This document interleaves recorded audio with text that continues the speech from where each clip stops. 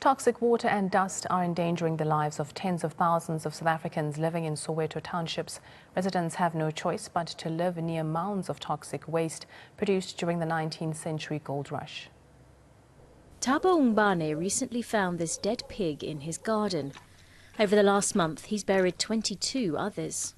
He says they were poisoned by toxic water and dust rising from the mine waste dumps surrounding Johannesburg. This noxious dust poses an inescapable health risk to the local residents of Soweto townships, especially when it's windy. We clean 4 times, 5 times a day. Sometimes we don't even clean. We sleep there and then we inhale that thing. It kills us. The legacy of the late 19th century gold rush is more than 200 of these waste dumps contaminated with metals like uranium, arsenic and lead. When it rains, the waste oxidizes on contact with the water, producing an extremely toxic solution. During apartheid in the 1950s, tens of thousands of South Africans were relocated to townships close to the mines.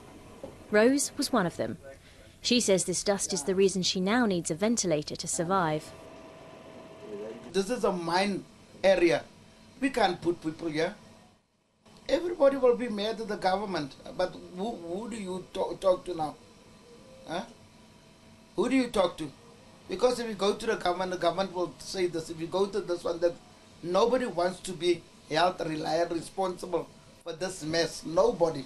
The residents here say little is being done to tackle this problem by the government or the owners of the mine dumps.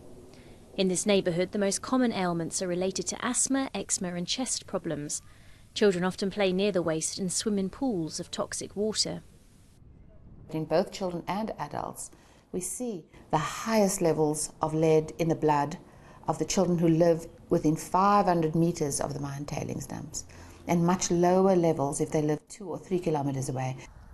A clear link between inflammatory disorders and the contaminated dust is yet to be found, but research has shown that the rate of respiratory and heart diseases is higher in the areas surrounding the waste dumps. Some of the local people have applied for alternative housing in the faint hope of securing a safer future for their children.